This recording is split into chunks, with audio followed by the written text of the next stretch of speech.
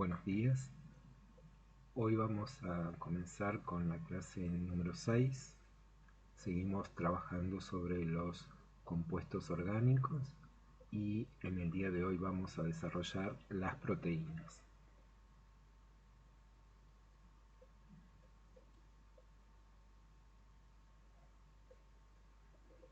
¿Qué son las proteínas?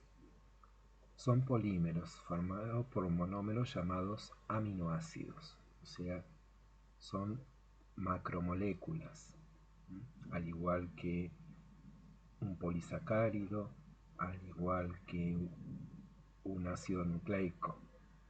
Son polímeros formados por la suma de monómeros y cada uno de esos monómeros es un aminoácido.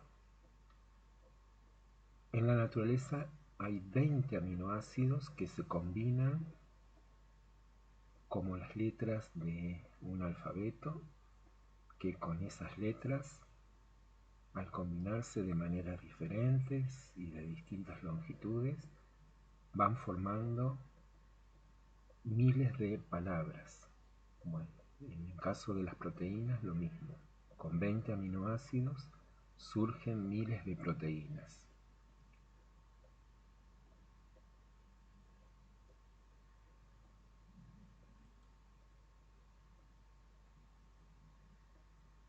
En la naturaleza podemos encontrar 300 aminoácidos diferentes. Pero se necesitan 20 aminoácidos para sintetizar las proteínas. 9 de esos aminoácidos son esenciales para el hombre. ¿Por qué? Porque no pueden ser sintetizados por el ser humano, ya sea por la secuencia que tienen, ya sea por las cadenas que lo forman, no los pueden sintetizar. Entonces, se necesitan sí o sí incorporar con la dieta. Esos 9 aminoácidos esenciales son la fenilalanina, la leucina, la isoleucina, la metionina, la lisina, la treonina, la valina, el triptofano y la histidina. Estos aminoácidos, volvemos a repetir, son los considerados esenciales.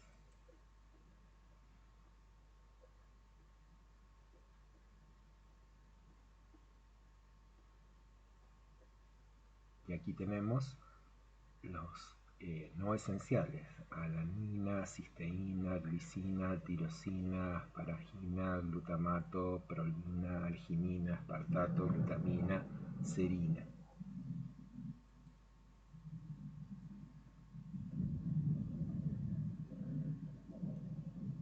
¿Qué importancia tienen los aminoácidos? Bueno, su secuencia determina la configuración que va a tener esa proteína.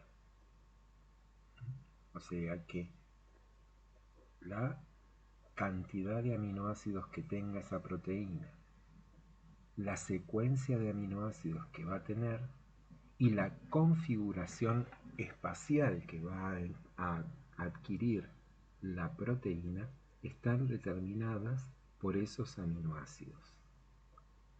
O sea que la secuencia de aminoácidos determina la especificidad que va a tener esa proteína. Esa proteína con esa secuencia de aminoácidos va a ser esa proteína y no otra. También actúan como mensajeros químicos. Van a estar participando algunos aminoácidos en el metabolismo celular, a la altura del ciclo de Krebs, por ejemplo.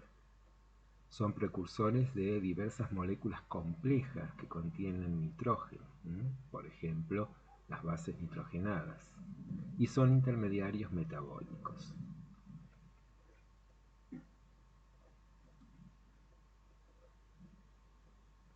Un aminoácido está constituido por un extremo amino, que es ese extremo formado por un átomo de nitrógeno y dos átomos de hidrógeno, NH2, el extremo amino, y el grupo carboxilo, que es un carbono unido a un grupo carboxilo, que es un carbono con un oxígeno a través de doble enlace y un radical oxidrilo en el otro extremo. Todo esto es el extremo carboxilo. Este extremo es el extremo ácido y este es el extremo amino. De ahí la denominación amino-ácido. Y esta es la cadena que puede tener tantos átomos de carbono, que pueden contener azufre, que pueden contener nitrógeno, o sea, tenemos ahí varios elementos que se pueden asociar a esta cadena.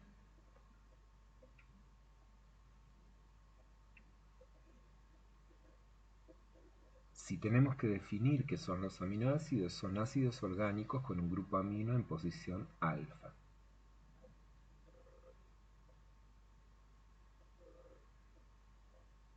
Esta definición con un grupo amino en la posición alfa determina que puede haber sustituyentes del carbono alfa en un aminoácido, que es el grupo carboxilo, un grupo amino, un átomo de hidrógeno o una cadena lateral R, que es caracterizada de cada aminoácido. Cada aminoácido tiene una cadena lateral específica que le da la especificidad a ese aminoácido. La cadena son los átomos de carbono con otros elementos asociados que van a estar adosados a ese extremo amino y a ese extremo ácido. ¿Qué propiedades físicas y químicas tienen los aminoácidos? Los aminoácidos son compuestos sólidos, incoloros, cristalizables, de elevado punto de fusión, habitualmente funden a 200 grados centígrados, son solubles en agua, tienen actividad óptica y con un comportamiento anfótero.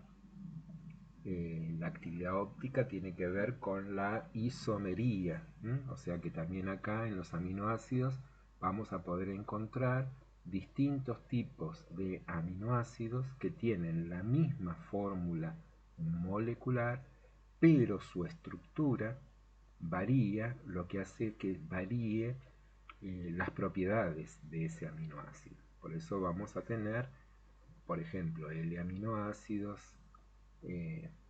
de aminoácidos que tienen que ver con la forma en que la sustancia, al ser atravesada por un haz de luz, en qué sentido desvía el haz de luz. Si lo desvía a la derecha será un isómero de estrógiro, y si lo desvía a la izquierda al haz de luz será un isómero levógiro. Y se los va a identificar con la letra D o con las letras L. Ahí ustedes pueden ver un aminoácido identificado con la letra L y con la letra D.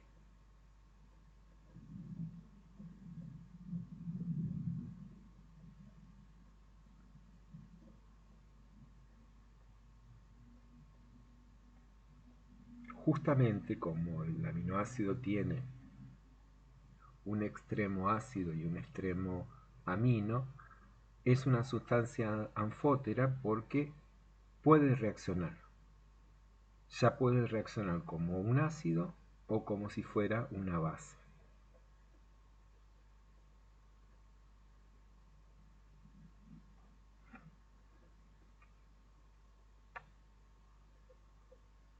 En dilución acuosa, los aminoácidos forman iones bipolares, también llamados iones híbridos.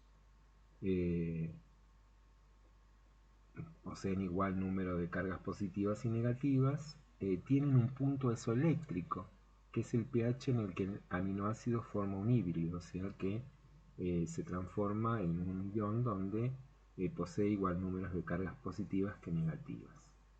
Anfóteros, el ion híbrido disuelto se puede conformar como un ácido o como una base, y eso va a depender del pH del medio en el que se encuentre.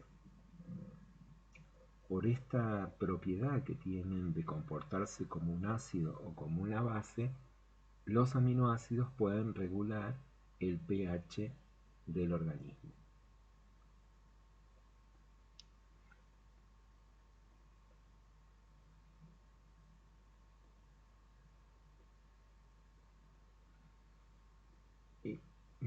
Los aminoácidos, según el medio en el que se encuentran, pueden ionizarse y eso, como dijimos anteriormente, va a depender del pH. Si el pH es ácido, o sea que hay una alta concentración en el medio de protones, ese aminoácido se va a comportar como un catión. Si el pH es neutro, o sea que está en el organismo entre valores de 740 más menos 5, ¿no? 735 a 745, ahí será un ion bipolar, ¿no? Tendrá igual cantidad de cargas positivas que negativas. Y si el pH es básico, o sea que está elevado el valor del pH, pero hay una disminución en la concentración de protones, el aminoácido se va a transformar en un anión, o se va a comportar, mejor dicho, como un anión.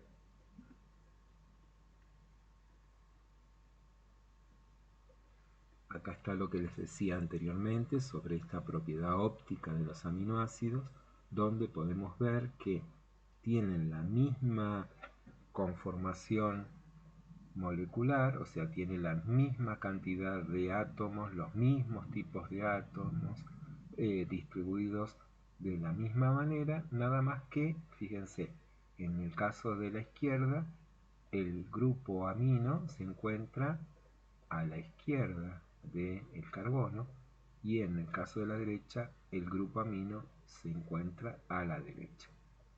Esa es la única diferencia. Pero esta diferencia estructural lo que hace es que la sustancia, que este aminoácido tenga propiedades distintas a este aminoácido.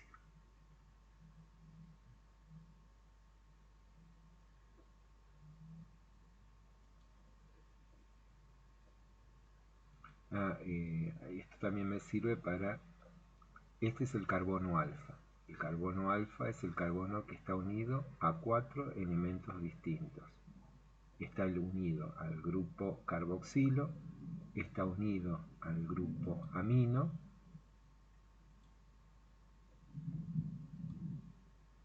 está unido al hidrógeno y está unido a el grupo que se continúa, que pueden ser cadenas de carbono con azufre, con nitrógeno, con grupos alcoholes, en fin, con distintos tipos de sustancias.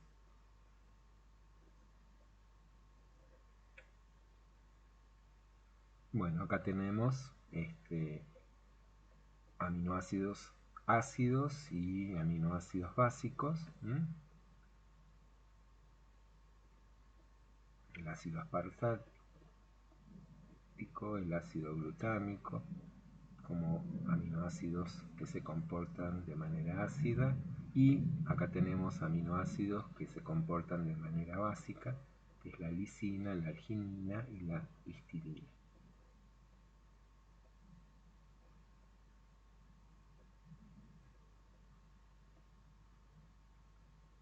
Fíjense que acá está más separado el grupo amino y eso es lo que le va a dar esa facultad, esa propiedad.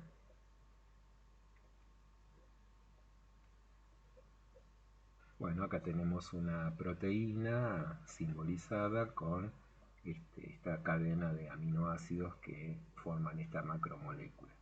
Para que se considere proteína, en bioquímica se establece que tiene que tener al menos 50 aminoácidos. La proteína que tiene 50 aminoácidos es la insulina. Y esa estructura, la estructura de la insulina, se toma como patrón para de ahí en adelante son proteínas. Si tienen menos de 50 aminoácidos, son polipéptidos.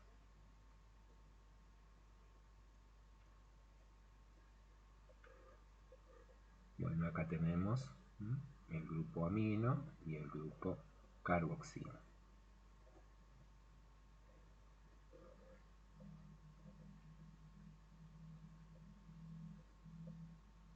Un aminoácido se une con otro aminoácido a través de un enlace peptídico. Para que se produzca el enlace peptídico hay que aportarle al sistema agua. Fíjense acá que el sistema le está aportando agua, H2O. Esa reacción es una reacción de condensación, o sea que para que se produzca el enlace peptídico tiene que haber una reacción de condensación. Ahora, cuando quiero romper el enlace, lo que tengo que hacer es entregarle al sistema agua. Entonces, esa reacción donde para romper el enlace hay que agregar agua se la llama hidrólisis.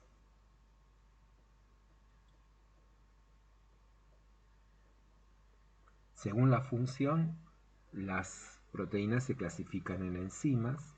Recuerden que las enzimas son proteínas que van a catalizar las reacciones químicas, o sea que van a hacer que las reacciones químicas ocurran más rápidamente y con menos gasto de energía, ya que reducen la energía de activación que necesitan las reacciones para producirse. Entonces, estas enzimas, por eso se dice que son catalizadores.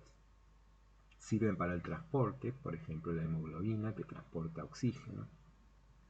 Sirve como reserva, la ovoalbúmina en el huevo. Son contráctiles, participan en la contracción muscular, forman lo que se llaman las fibras de actina y miosina, que están dentro de las fibras musculares y que por asociación de estas dos miofilamentos se produce la reducción de la fibra muscular y de esta manera la contracción muscular. También sirve para los movimientos de cromosomas durante la mitosis en los microtúbulos, formando los usos mitóticos.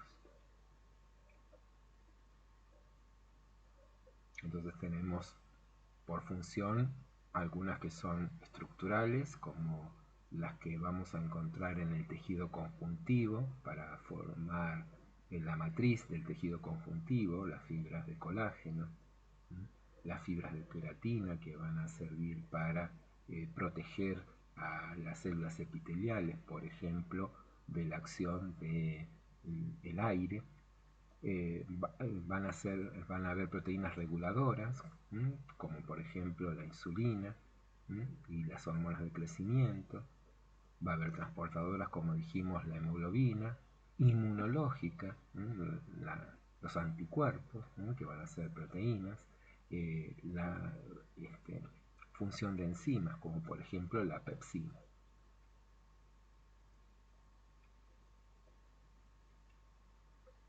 Entonces acá tenemos un repaso sobre todas las funciones: estructural, enzimática, hormonal, defensiva, transporte, reserva, función homeostática, anticongelante, actividad contráctil.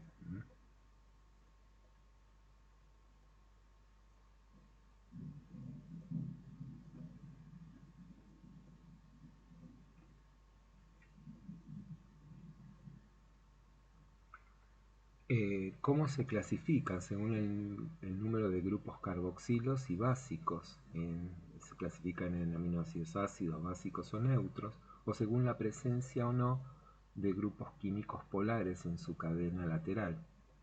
Por ejemplo, grupos no disociables. Entonces vamos a tener aminoácidos polares y aminoácidos apolares.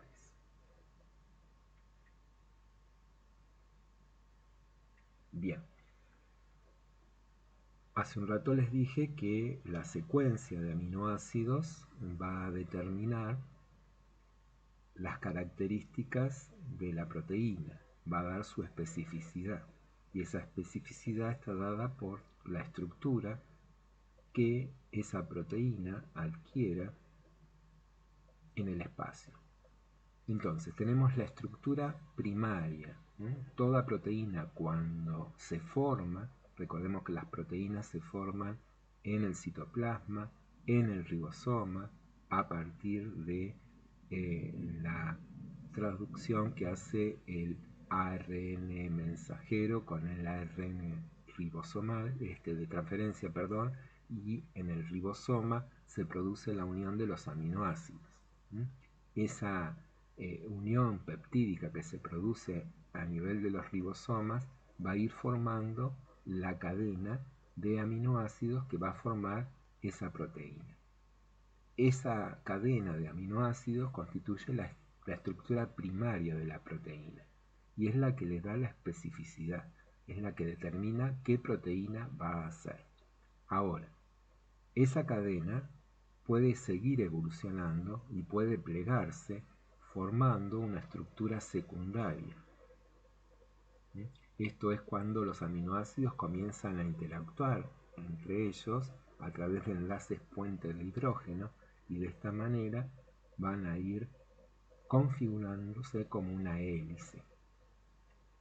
A su vez, puede seguir evolucionando la proteína y esa doble hélice plegarse sobre sí y formar lo que se llama la estructura terciaria de las proteínas. Acá aparecen hélices alfa y hojas plegadas que establecen como atracciones. Y cuando esa estructura plegada se asocia a una cadena de aminoácidos o a cadenas que no constituyen aminoácidos, sino que constituyen otros elementos, ahí estamos teniendo la estructura cuaternaria de la proteína. Generalmente las estructuras cuaternarias consisten en más de una cadena de aminoácidos unidos y a su vez pueden estar asociados a otras cadenas que no son de aminoácidos.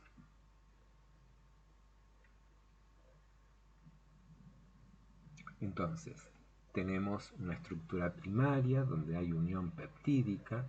Esa unión peptídica se da entre un aminoácido y el otro. El extremo amino de un aminoácido se une con el extremo ácido del otro y así continuamente. La cadena primaria se puede plegar formando una hélice y esto se da a través de enlaces puente de hidrógeno.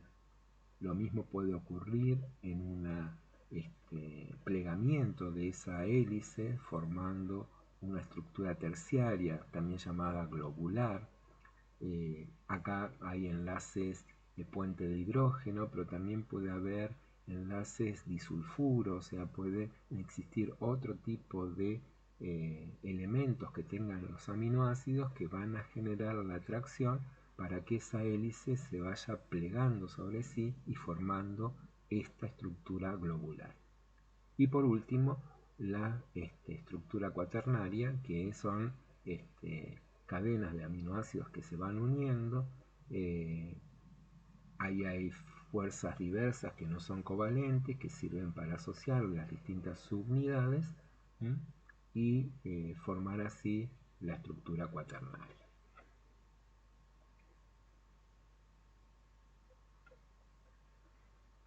A las proteínas las podemos clasificar en holoproteínas y heteroproteínas. Las holoproteínas son las que están formadas a partir de la unión de aminoácidos. Y ahí podemos dividirlas en fibrosas o globulares. Las fibrosas son aquellas que tienen una estructura secundaria, que van a formar compuestos que sirven como, van a aportar a la estructura de un órgano, a la estructura de una célula, a la estructura de un tejido. Esto son las fibras de colágeno, de queratina, de elastina, de fibroína.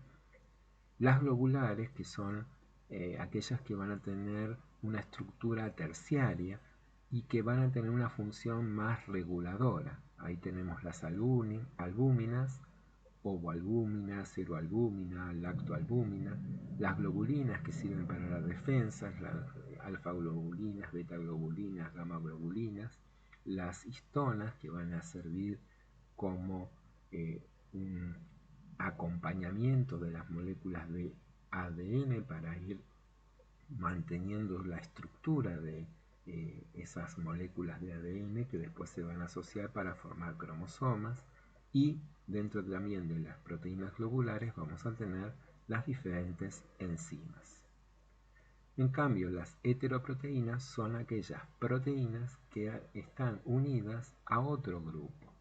Por ejemplo, tenemos proteínas que están unidas a carbohidratos y forman las glucoproteínas. Ahí tenemos las mucinas, la proteína anticongelante, la glucoproteína A y B, que generalmente sirven como protección, defensa. Las fosfoproteínas, la caseína de la leche, la vitelina. Las lipoproteínas, acá tenemos la asociación del colesterol con las proteínas, formando por ejemplo, las lipoproteínas de alta densidad, conocido como colesterol bueno, y las proteínas de baja densidad, conocidas como colesterol malo. Y las cromoproteínas, que son la hemoglobina, la hemocianina, los citocromos, que van a tener función transportadora, pero a su vez también van a, por ejemplo, en el caso de la hemoglobina, van a ir determinando la coloración que va a tener la sangre, ¿no? Según esté oxigenada o esté carboxigenada.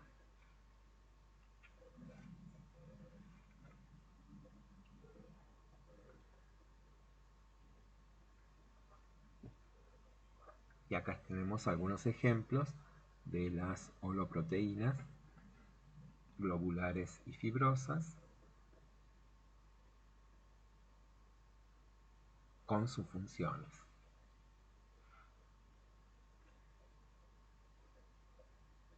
Acá las heteroproteínas,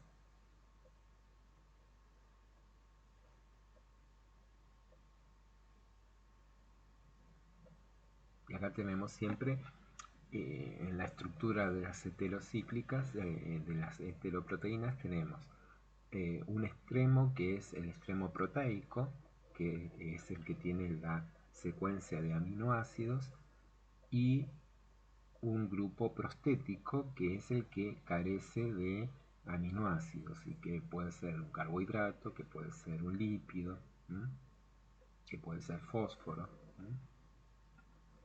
Entonces, según ese grupo prostético pueden ser nucleoproteínas, lipoproteínas, glicoproteínas, cromoproteínas, metaloproteínas o fosfoproteínas.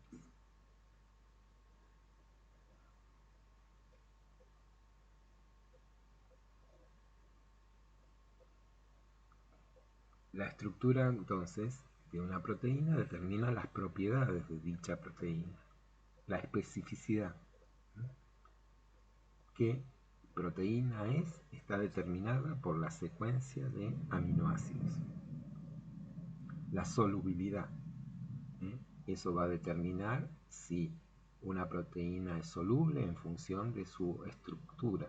Si tiene una estructura secundaria, es una proteína fibrilar, va a ser insoluble. Si es una proteína globular, tiene estructura terciaria, va a ser soluble.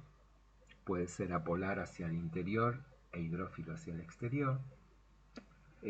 Van a influir en la salinidad del medio, en el pH del medio. Vamos a ver, por ejemplo, que la hemoglobina es una proteína que va a actuar frenando los cambios bruscos de pH en el organismo. Las proteínas, la hemoglobina va a actuar rápidamente ante la detección de cambios de pH bruscos y va a hacer que frene ese cambio brusco y se haga más lento. Comportamiento ácido-base, o sea que de acuerdo a los grupos carboxilos y el grupo amino del carbono alfa, influye mucho la cadena que va a tener.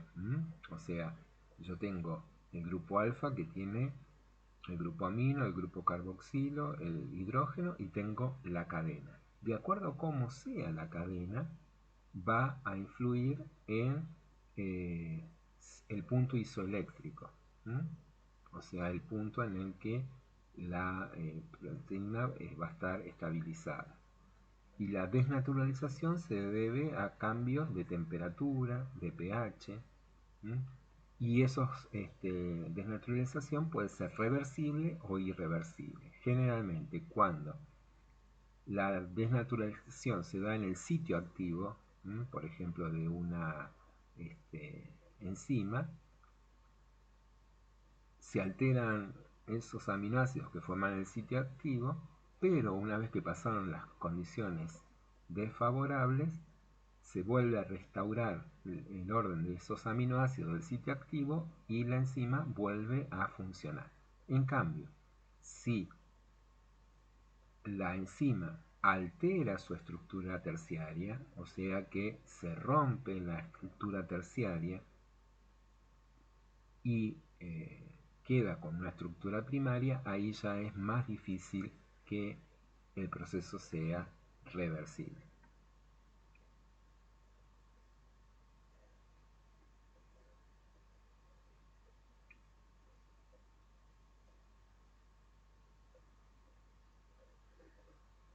Acá volvemos a repetir el concepto de punto isoeléctrico y esa propiedad que tiene cada aminoácido.